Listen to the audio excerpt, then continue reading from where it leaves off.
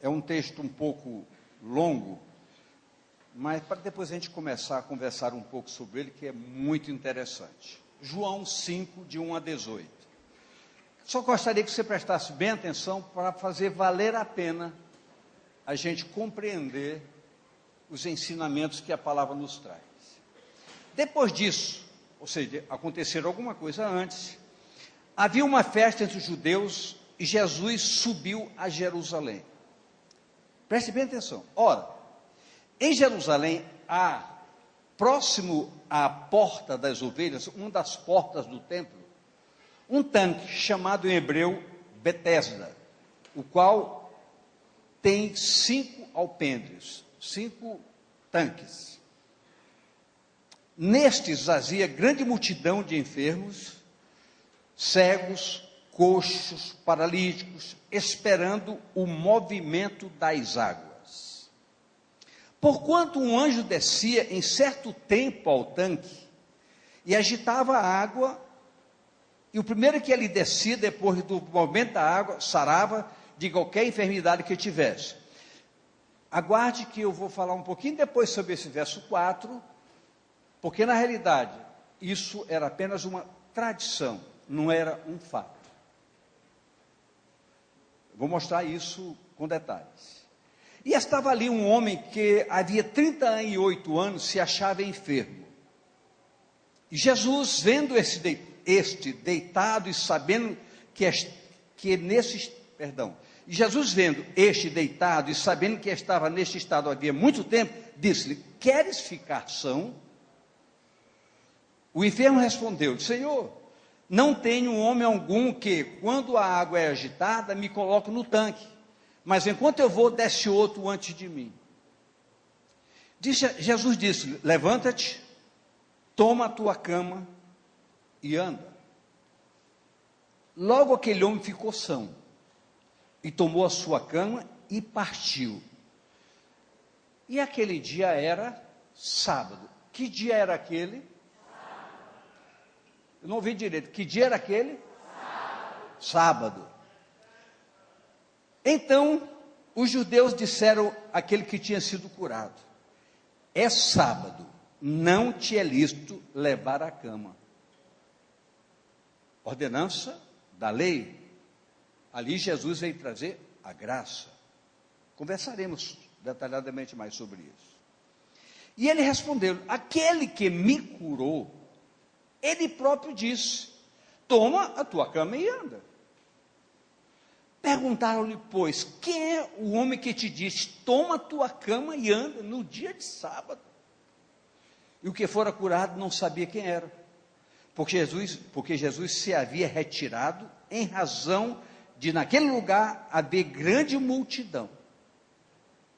Depois Jesus encontrou no templo e disse-lhe: eis que já estás são, curado, não peques mais, para que te não suceda alguma coisa pior. E aquele homem foi e anunciou aos judeus que Jesus era o que o curara. E por essa causa, os judeus perseguiram Jesus e procuravam matá-lo, porque fazia essas coisas no sábado. E Jesus lhe respondeu: meu pai trabalha até agora, e eu trabalho também. Por isso, pois os judeus ainda mais procuravam matá-lo, porque não só quebrantava o sábado, mas também dizia que Deus era seu próprio pai, fazendo-se igual a Deus. Pai, nós queremos te bendizer e te louvar pela tua palavra. E queremos que a ação do Espírito Santo de Deus seja tão forte no nosso entendimento, para que nós possamos aprender a dar passos firmes e seguros, num sentido objetivo de vida, que nos permita a liberdade de poder glorificar ao Senhor todos os dias da nossa vida. Que as mais ricas bênçãos dos céus se derramem sobre nós, nos ensinando, nos fortalecendo, nos capacitando, para que possamos viver o gozo da alegria da tua salvação, e absolutamente nada seja bloqueio para o nosso caminhar.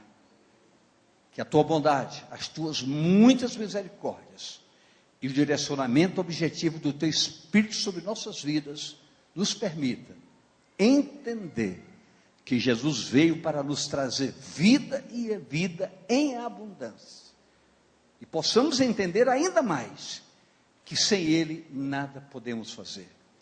Ele é a fonte de sustentação da nossa fé, o agente realizador de toda a sua obra, e nos privilegia, nos convocando para sermos agentes de cooperação na bendita causa do seu Evangelho.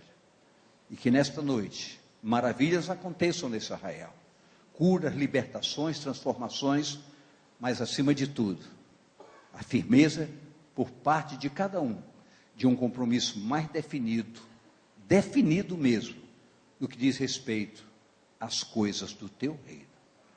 Gratos nós somos a ti, e te bendizemos, em nome do Senhor Jesus.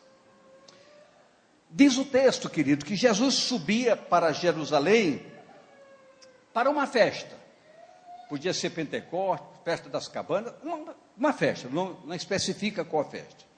Na caminhada, muitas coisas foram vistas e feitas por Jesus, porque ele era assim, não perdia oportunidade. Na caminhada, em suas paradas, ele ensinava e provocava os que o seguiam, sempre aproveitando as oportunidades para evidenciar a sua missão redentora. Essa era a missão de Jesus. Então, todas as oportunidades ele procurava evidenciar essa proposta da sua vinda. Chegou a Jerusalém, para onde ia, para essa festa, e diz o texto que ali junto à porta das ovelhas, uma das portas do templo, estava um tanque chamado em hebraico Betesda ou Betzata, também chamam Betzata, também chamado no aramaico como Casa da Graça. Em alguns manuscritos que se estuda para entender melhor esse assunto, chama aquela casa Casa de Misericórdia, Casa da Oliveira, e ainda outros nomes, e ainda hoje, esse tanque está no mesmo lugar, lá em Jerusalém. E diz que ali tinha 5 pavilhões, e acumulava muitas pessoas doentes, porque havia essa história de que, em determinado tempo, um anjo descia ali, mexia nas águas, e quem entrasse nas águas naquela ocasião, era curado. Ali, por exemplo, ali sempre estava cheio de pessoas, com todo tipo de enfermidade. Essas pessoas estavam ali esperando a oportunidade de entrar nas águas, quando essa se movesse. Eu falei um pouco sobre o verso 4, coloca o verso 4 aí. Porquanto um anjo descia em certo tempo ao tanque e agitava a água, e o primeiro que ali descia, depois do movimento da água, sarava de qualquer enfermidade que tivesse. Se você abrir a sua Bíblia, você vai ver que esse verso 4 está entre, é colchete que está aí? Há um grifo nesse versículo. Por quê? Em todos os principais manuscritos não existe esse texto.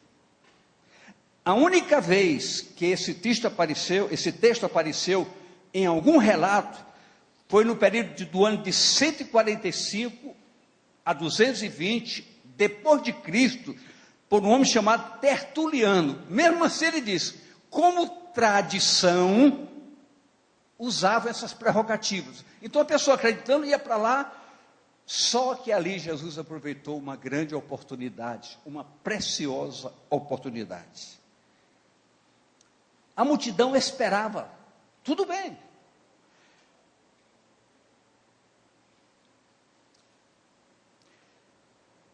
Jesus olhou para um homem de maneira especial. A Bíblia não diz que era um paralítico, Mas como aquele homem não podia andar, estava deitado, supõe-se que era um paralítico. Por isso que o título, a cura de um paralítico, porque tudo indica ser um paralítico. Mas vamos começar a analisar coisas mais interessantes. Há 38 anos, há quantos anos? Um bom tempo, uma boa história, e aquele homem esperando que alguém o levasse ao tanque.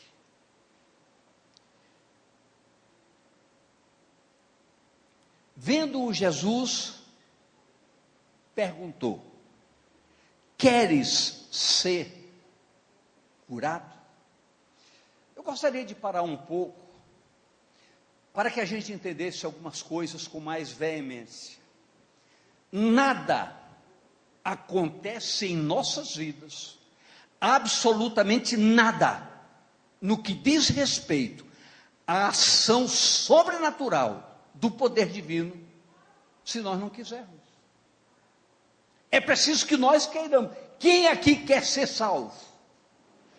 Todo mundo levanta o braço, mas para querer ser salvo, tem que ter atitude de quem quer ser salvo. Esse homem queria ser curado, mas estava preso, amarrado, há 38 anos esperando uma oportunidade. Tem gente que vive na dependência dos outros, esperando que alguém ore por ele, alguém faça alguma coisa, para poder tomar uma posição. Eu quero servir ao Senhor. Então entenda bem, nós só nos determinamos a seguir e ser alguém para Deus quando nós nos determinamos, porque para isso é preciso abrirmos mão de muitas prerrogativas pessoais. Deus quer que você diga: eu quero, eu preciso, eu estou aqui para isso. Você está me entendendo? Se você ficar paralisado como aquele homem, 38 anos esperando que alguém faça alguma coisa por você, você está perdido. Você tem que dar um passo. Eu quero. Você entendeu o que eu estou falando? Então diga: eu quero usufruir as delícias do poder da graça de Deus. Mas escute. Ora, é importante observar que isso não para apenas num fato histórico. Muitas pessoas estão há anos na fila de espera para que algo sobrenatural lhe aconteça. Tem gente que luta o tempo todo, esperando que alguma coisa sobrenatural aconteça.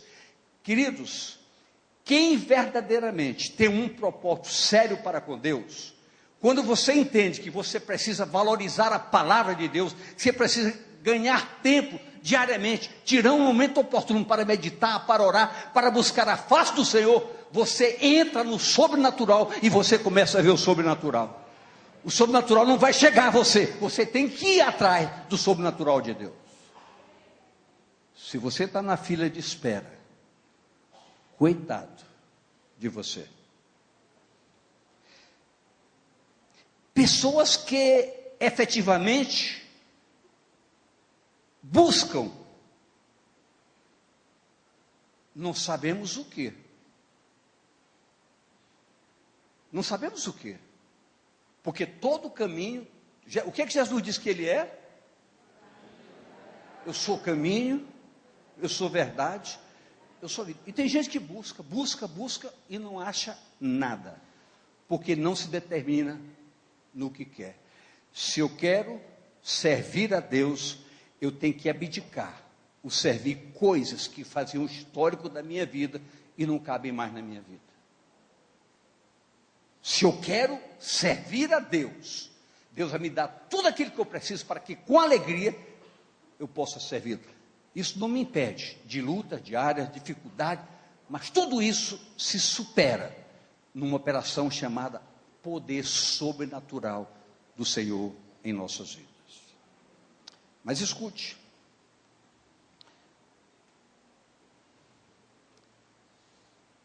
muitos vivem uma tradição meramente religiosa. Meramente religiosa. O que eu vou falar agora pode mexer com alguém. Mas não é esse o nosso propósito.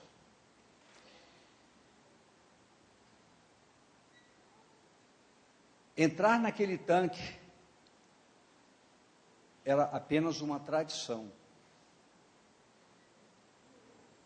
Dizem que descia um anjo, sacudia água, e quem entrava curava. O texto não nos mostra que alguém foi curado ali. Não mostra absolutamente nada. Nem biblicamente isso se confirma. Mas era uma tradição. E Jesus ali deu uma lição das mais extraordinárias possíveis. Jesus quebrou um engodo, ou seja, uma mentira, quando disse àquele homem: verdadeiramente tu queres ser curado? Não é o tanque que vai te curar, não é a água que vai te curar. Quem vai te curar na realidade é quem pode fazer isso. E Jesus disse: levanta-te, toma o teu leito e anda. Mas era sábado. E sábado, pelas tradições da lei, sábado ninguém poderia se movimentar, transportar nada, porque a lei estabelecia isso. E Jesus disse, conforme a Bíblia nos ensina, ele diz: olha, aqui está quem é maior do que o sábado. Presta bem atenção. Jesus poderia ter sido, ou até mesmo acusado por nós, como se ele fosse um transgressor de normas estabelecidas pelo regime da lei. Mas Jesus fez algo além da nossa expectativa. E é preciso que a gente entenda isso. Jesus quebrou esse engodo, porque aquele homem disse: não tenho, Senhor, quem me carregue. E não pode ser de qualquer maneira. Eu quero dizer para essa igreja: a salvação não é de qualquer maneira, é para quem quer verdadeiramente. É para quem quer. A salvação não é imposta. Eu estou pulando alguma coisa, mas vou chegar aonde eu quero ser bem claro em relação ao sábado. A salvação é para quem quer. Quando é que Jesus perguntou: você quer ser curado? E ele disse: Senhor, não tem quem me faça isso, não tem quem me ajude a isso. É como Jesus dissesse: olha para mim, quer ser salvo? Olha para mim, se olhar para mim, tu serás salvo, tu serás curado. Agora, eu estou já misturando uma coisa com a outra, já focando a salvação, porque o propósito maior era esse. Jesus não perguntou àquele homem: tu tens fé? Simplesmente disse: levanta-te, toma o teu leito e anda. Jesus ali manifestou claramente o que está em Mateus 11, 18. Mateus 11, 18.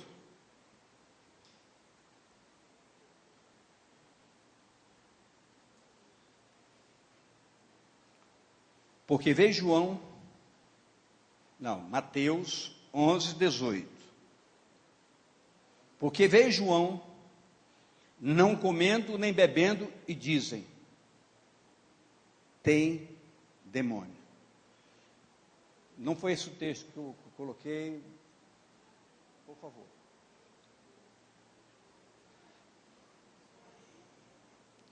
(11, 28). Eu disse 18? É 28, desculpe. Vinde a mim, todos os que estáis cansados e oprimidos, e eu vos aliviarei. É 28 que está aqui realmente, eu que me enganei. Vinde a mim todos cansados e sobrecarregados, e eu vos aliviarei. Então, a conotação da palavra é simples e objetiva. Você quer usufruir de alguma coisa que possa mudar a sua vida? Só existe um caminho para isso: Jesus Cristo. Diga a pessoa do seu lado, só Jesus pode operar maravilhas em sua vida. Então nós temos que entender isso como nunca, queridos. Nós temos perdido muito tempo religiosamente. Eu posso falar isso de mim mesmo. Muito tempo perdido religiosamente. Quando nós entendemos que Jesus é fundamento de vida, nós chegamos a Ele e descobrimos vida e vida abundante. Cura, libertação, transformação e, acima de tudo, a alegria plena da salvação. Quando nós aprendemos a ter intimidade com Ele, com a Sua presença, e o sobrenatural se manifesta e nós experimentamos coisas preciosas. Bastou uma palavra e o milagre aconteceu. A autoridade estabelecida no aspecto divino da pessoa do Senhor Jesus permite sobrepujar todas as regras e tradições. O que é que eu falei? Regras e tradições. Há muita confusão que se faz, ou por não entender, quando Jesus disse, quando nós falamos que, e a Bíblia mostra que Jesus cumpriu rigorosamente a lei. Mas eu queria perguntar aqui, eu queria que viesse aqui pastor Léo, pastor Elton, vem aqui comigo rapidamente, cadê mais? Pastor Flávio, pastor Eduardo, vem aqui rapidamente comigo. Perguntar para vocês, como Jesus cumpriu a lei? É BD direto. Como Jesus cumpriu a lei?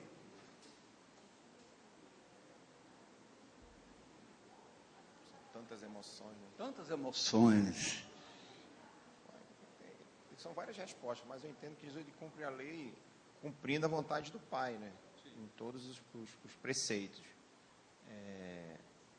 Ele como cidadão judeu que era, ele cumpre a lei, ele não veio confrontar, ele cumpre, mas chega o tempo onde aquela lei ela seria substituída pela nova aliança, e ele é esse sacerdote da nova aliança. Eu sempre disse isso, aquela lei seria o quê? Substituída. Substituída.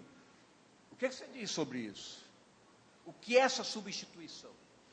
É que quando há uma nova aliança, a aliança anterior e as leis da aliança anterior, elas perdem seu efeito. Quando o sacerdócio antigo é anulado por um novo sacerdote, mudou a lei, mudou o sacerdote. E o sacerdote da nova aliança chama-se quem? Cristo Jesus. Cristo Jesus. Concorda com isso? Plenamente? Eu vou discordar. Não basta isso. Agrega alguma coisa a mais. Então, isso é interessante, a questão. Eu gostei muito da palavra substituição. Parece que ela veio a calhar, ela veio se encaixar. Pois é, esse resumo, né? Esse resumo da lei, em dois pontos categóricos que Jesus coloca, que é amar a Deus e ao próximo como a si mesmo. Você está copiando a ministração de domingo? O fim da lei é Cristo. O fim da lei. Ou seja, em Cristo tudo se cumpriu. Amém. O fim da lei.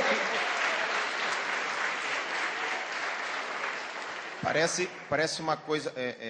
Quando Jesus ele realiza o primeiro milagre na boda de Caná, que vem um vinho melhor, que era superior ao primeiro, isso aqui espiritualmente já demonstra essa substituição. Ou seja, a nova ordem, o novo vinho era uma nova ordem superior à antiga ordem. O primeiro milagre de Jesus já vem estabelecer uma nova aliança naquele momento ali. Agora, é bom frisar tudo isso, que a lei tinha mandamentos corretos contra a essência do pecado e tinha, na sua composição, não normas, mas que se chama, tem um nome própriozinho que se chama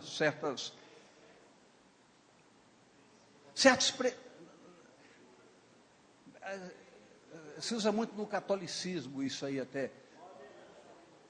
Dogmas. Repita. Dogma. Dogma. Algum dogma. Por exemplo, Jesus não liberou o pecado. Tudo que a lei diz sobre pecado, Jesus ratificou. Mas esses dogmas foram totalmente eliminados. Por quê? Porque no Monte da Transfiguração, quando Jesus estava ali com Moisés, Elias, Pedro, Tiago e João, representando o quê? A lei, os profetas e a nova aliança. Quando ele disse, é bom que tu estás aqui, então vamos fazer 3 tendas. Uma para ti, a graça, outra para a lei e outra para o profeta. Aconteceu um estrondo. Quando voltou tudo ao normal, só estava Jesus. Os outros desapareceram. Por quê? Porque aquela voz que veio do céu disse, epa, esse aí é o meu filho amado. Fazei tudo que ele vos... Então, querido, o que ele mandou que nós fizéssemos? Batismo e ceia. Então, eu não sou obrigado a guardar um dia religiosamente. E no Novo Testamento, o livro de Gálatas diz, você é um servo de Deus, guarde dias, meses e anos. Não é um dia que vai fazer diferença em nossa vida, mas todos os dias da nossa vida. Essa é a diferença. Todos os dias da nossa vida. Então, o que adianta eu me tornar um religioso? Eu guardo o sábado, mas sou um verdadeiro sem vergonha, domingo, segunda e terça. A lei foi não anulada, ela foi aperfeiçoada pela graça. E a graça motivou não guardarmos momentos, mas guardarmos vidas no altar, em santidade, diante do Senhor. É aí que a efetiva transformação acontece em nossa vida, e foi o que Jesus disse para aquele homem, tu queres ser curado de fato? Agora eu lhe pergunto, será, pastor Léo, que foi uma coincidência aquilo ser no sábado? Foi uma providência exatamente para o Senhor mostrar que não são tradições que nos levam a curas e a libertações, mas assim olhar para quem de direito. O que Jesus disse para aquele homem? Quer ser curado? Olha para mim. Ele olhou para Jesus, Jesus disse, agora te levanta, toma o teu leito, quebra o sábado, quebra tudo e anda. E por que Jesus se retirou dali? A Bíblia diz que de imediato ele se retirou. E Jesus é a resposta direta às nossas expectativas. Os homens insistem em mesclar a palavra com suas ideias equivocadas. Muitos ainda estão presos a formas, a regras. Muitas pessoas ainda são bloqueadas. Eu lamento ouvir de pessoas ainda aqui, pastor, mas e as maldições hereditárias? Minha família, queridos, eu até escrevi aqui, quem fala sobre maldição hereditária não respeita nem a genética. Porque a genética não transfere erro, genética transfere características, ou internas ou externas, mas não padrões referenciais de caráter. Então, queremos dogmatizar aquilo que a graça anulou. Então nós temos que entender que não são regras nem métodos que nos conduzem a um caminho verdadeiro, mas sim uma pessoa chamada Jesus Cristo. É olhar para Ele para ser curado, ser sarado e ser salvo. O resto acabou. É apenas o resto. Jesus foi criticado ali por ter mandado aquele homem caminhar e carregar seu leito no dia do sábado. Veja que nos diz aí Mateus 12:8. Por favor, vamos ver o que diz a palavra. Mateus 12:8. Porque o Filho do Homem até do sábado é Senhor, está além do sábado, está acima do sábado, está com motivações maiores do que um simples dia. Jesus é todo dia. Ainda tem mais. João 4:42. Dizia uma mulher: já não é pelo que disseste que nós cremos, porque nós mesmos o temos ouvido e sabemos que este é verdadeiramente o Cristo, o Salvador do mundo. Ele é exclusivo. Eu quero dizer para você, Jesus é absoluto, exclusivo, único. Amém, querido? Amém mesmo? Agora escute. Jesus evidenciou um propósito. Um propósito. Qual foi o propósito? Tirar a visão do homem das coisas passadas, permitindo que todos olhassem para a cruz. É tirando a visão do passado que nós olhamos. Só podemos tirar a visão do passado quando nós olhamos para a cruz. Porque a cruz foi o que? A destruição da condenação para trazer à tona a salvação. O que é que isso nos chama a atenção? Queridos, muitas vezes, nós somos bloqueados por coisas erradas que fizemos no passado. A gente está aqui dentro, ouve todo dia, mas de vez em quando o diabo aguça o nosso entendimento para olhar. Mas quem sou eu? Pastor, olha por mim, porque eu não consigo. Se o senhor soubesse a minha história, eu não quero nem saber a sua história, porque se você soubesse a minha, você ia ficar feliz da vida. Puxa, eu pensei que eu fosse errado. A minha visão não é do passado. A minha visão é do altar hoje. Porque a cruz me libertou do passado. Fale sobre isso um pouco.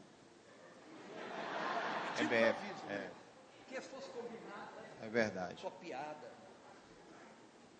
O pastor Léo, ele lembrou aqui de uma referência bíblica que fala dos fardos, né? Nosso fardo é pesado para nós trocarmos com o Senhor.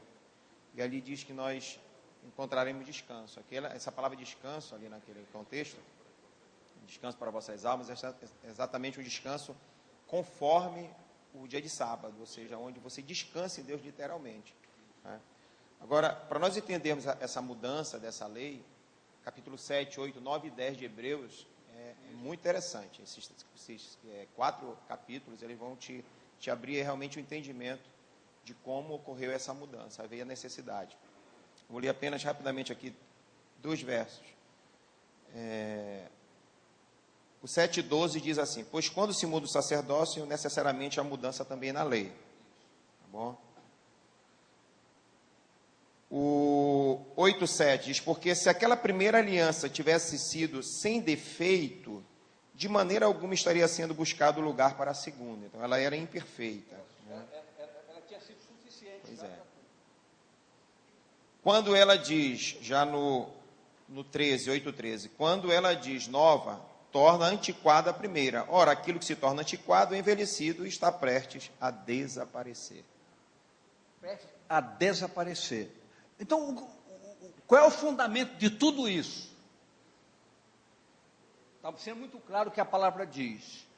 Se a lei tivesse sido suficiente para um resgate pleno do homem, tirando da condenação para a salvação, por que viria a segunda? Tanto é que no próprio livro de Hebreus, diz lá, que eles lá que creram, que acreditaram, sem nós, não seriam aperfeiçoados. Por quê? Porque para nós veio a graça plena, prometida, desde o Velho Testamento, desde a antiga dispensação.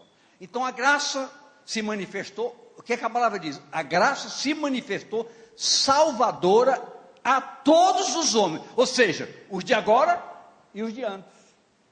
Então, eu queria que você entendesse isso. Nenhuma ordenança pode lhe bloquear.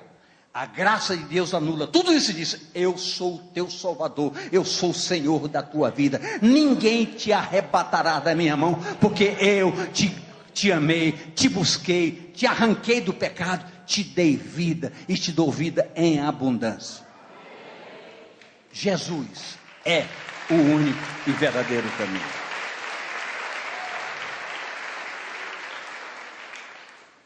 Jesus retirou-se dali, porque não queria que as pessoas o procurassem por causa disso. É por isso, queridos, que nós, pode haver, já houve aqui momento de cura, eu pelo menos já fui curado aqui dentro, mas nós não fazemos uma programação específica para a cura, porque isso não pode ser um atrativo. A graça de Deus, que é o atrativo, é o próprio Senhor Jesus. E quando nós o recebemos, o que é que a palavra diz em Salmo 37? Bendize, ó minha alma, ao Senhor, e tudo que há em mim, bendiga o seu santo nome. Bendize, ó minha alma, ao Senhor, e não se esqueça de nenhum só dos seus benefícios. É Ele que perdoa os teus pecados e sara todas as tuas enfermidades. Então, se eu tenho, porque, olha, está em ordem, se eu tenho um Salvador e Senhor que me salva, esse mesmo Senhor que me salva, Ele me cura. Porque nós não fomos criados doentes. Doença é uma agressão circunstancial, são intempéries da vida. Mas a graça de Deus é mais poderosa do que todo esse intempérie. Mas, gostei da sua resposta. Repete aí. O fim da lei é Cristo. E por que a gente pode ter uma segurança de que quem é salvo pode ser curado, milagrosamente? Porque esse é um dos direitos do Calvário. Isaías 53, ele mostra o ato de Jesus, né? Que pelas suas dores, o seu sacrifício, ele nos trouxe, né? Nós somos aceitos dentro desse prisma da bênção de Deus através do sacrifício, ou seja, a aliança, né? A nova vida, né? Preste bem atenção em algo. O próprio Deus falou sobre certas coisas ruins que viriam sobre pessoas, sobre o povo. E ele diz uma coisa interessante: se você cumprir a minha vontade, os meus mandamentos, nenhum desses males, alcançarão vocês. Então nós temos que entender que há uma prerrogativa de privilégio. Isaías 54, no último verso diz isso. Isso é, coloca Isaías 54, o último versículo. É o 19, parece. É? Então coloca 54, 19. Não, é 17, não é 19 não. Toda ferramenta preparada contra ti não prosperará.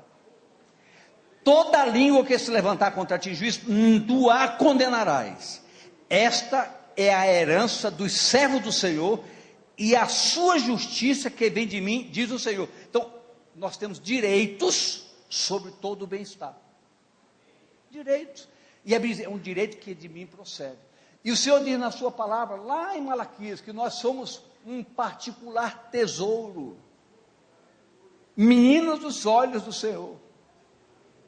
Então, queridos, nós temos direito, privilégios, para sermos curados, sarados e caminharmos naquilo que a palavra diz como alegria da salvação. Alegria da salvação. Então, arranjou outro texto aí? Da próxima. É porque na próxima a gente vai continuar nessa mesma. O verso 14. O verso 14. Coloca o verso 14 aí, por favor, do texto de João 1, 14. João 5, 14, perdão. João 5, 14. Depois. O tema está tão interessante que já começaram a vir as perguntas da plateia. Está preparado? Hã? Estou sim. Olha só a pergunta. Porque está nos 10 mandamentos. Os 10 mandamentos objetivavam o quê? Estabelecer normas da lei. Se a lei foi aperfeiçoada, nós não podemos pegar isso. Agora, o que foi dito, os 10 mandamentos fala sobre coisas pecaminosas. Não cobiçar a mulher, etc, etc, etc. Isso não são... Não, pera lá. Isso não são o quê? Dogmas. Mas aquele que diz sobre dogma, Jesus jamais abriu guarda para o pecado.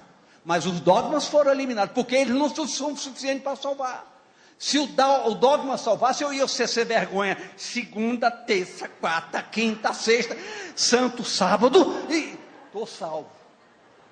Isso não acontece, isso é falso, mentiroso, engodo.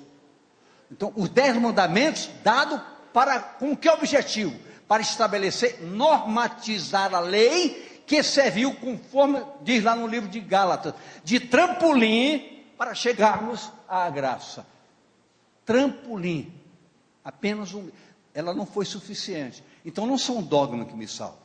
Agora, para a minha salvação, a própria graça condena também a atitude do pecado. No início, obrigado, as pastoras também, no início não era chamado sábado, era chamado 7º dia.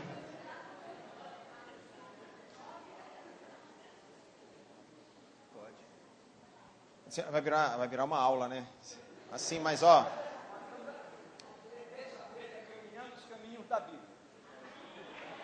Isso.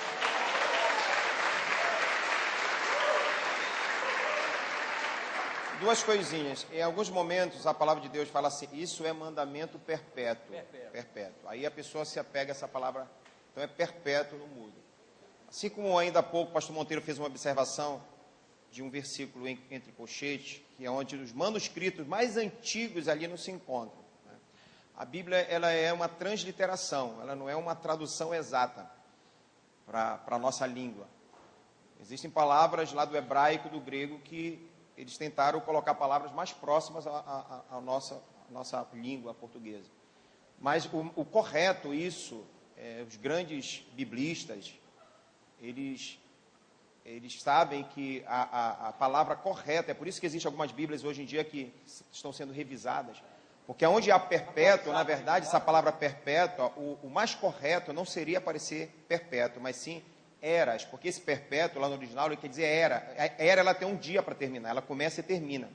Não, o mais correto não era para ser perpétua, em alguns momentos na Bíblia, e sim eras, porque a era, no caso, ela começa e ela tem um tempo para ter fim. Isso. Então o correto não é perpétuo, mas era. O calendário judaico ele foi modificado após o cativeiro babilônico.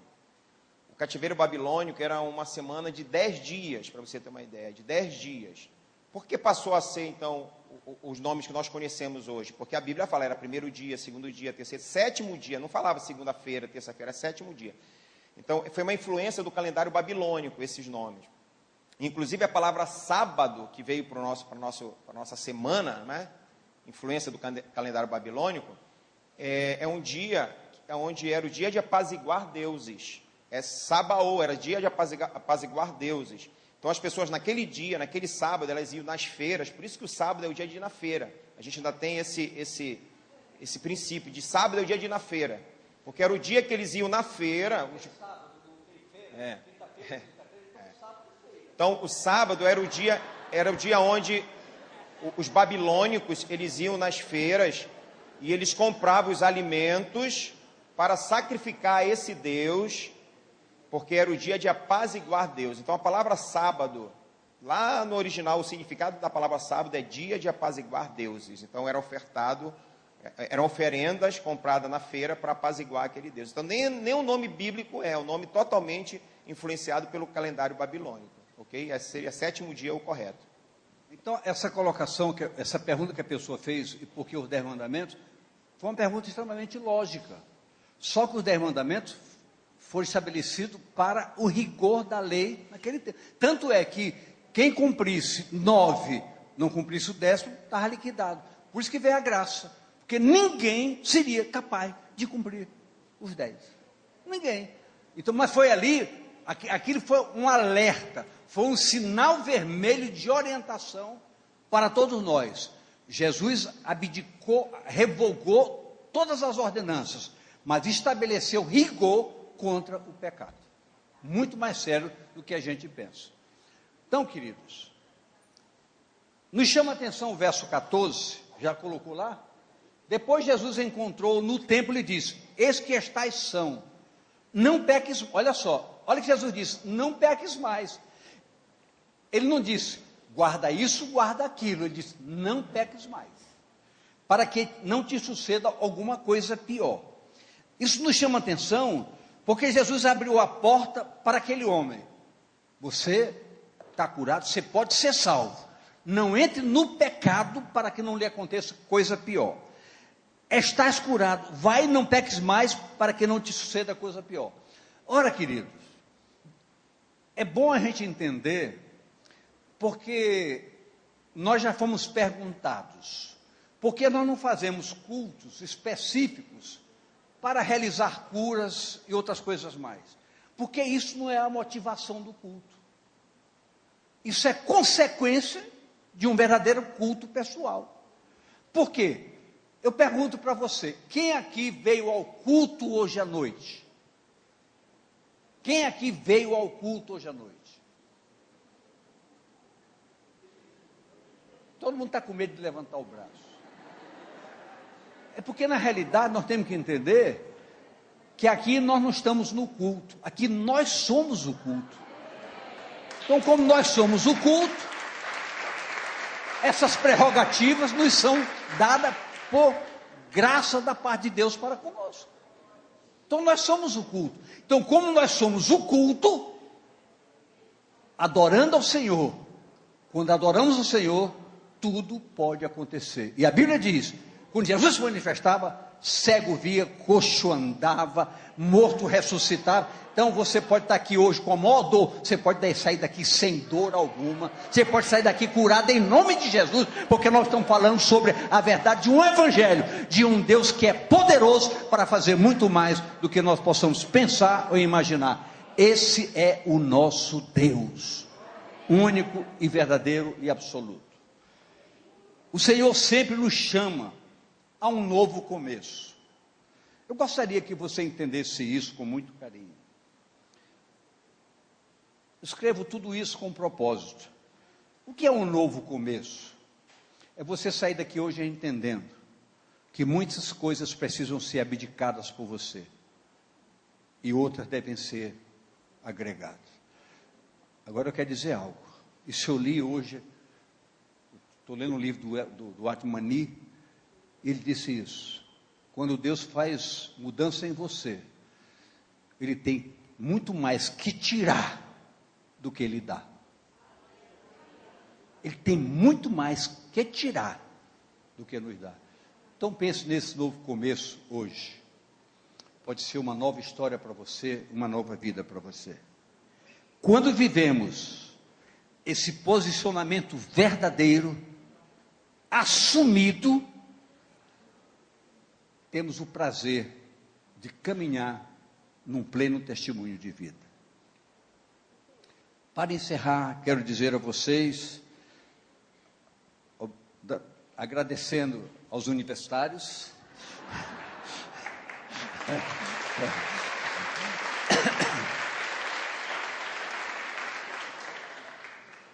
e dizendo, igreja, a caminhada tem lutas, mas nesse Jesus tão falado nesta noite, e com Ele, eu, você, todos nós, já somos muito mais do que vencedores. Vamos ficar de pé, por favor.